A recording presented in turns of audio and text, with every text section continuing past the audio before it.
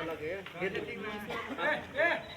Friends, तो अभी हम लोग सेट पे हैं, एक भोजपुरी शॉर्ट मूवी के सेट पे, और एक बहुत ही अच्छी लव स्टोरी शॉर्ट मूवी है, और आप सभी के बीच में बहुत जल्दी आ जाएगा। और देखिए, हम लोग सुबह से ही मेहनत कर रहे हैं, और आज अभी तो 5 बज गया है, और सवेरे से निकले हैं।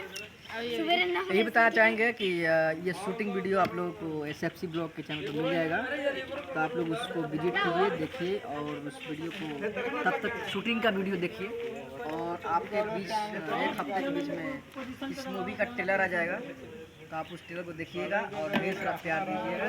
और हम चाहेंगे कि थोड़ा इस मूवी की एक्ट्रेस मानसी जी थोड़ा आप लोग से कुछ बोलेगी, तो मानसी जी हम चाहेंगे, हेलो, थोड़ा हमारे पब्लिक को बोल दीजिए इस मूवी के बारे में। क्या बोलूँ, हमें तो शूट करके बहुत ही अच्छा लग रहा है। यहाँ पे शॉर्ट मूवी हम लोग शूट करने आए। यहाँ पे लोकेशन भी बहुत बेहतर है, आप लोग देख सकते हो। दिखाइए लकी जी।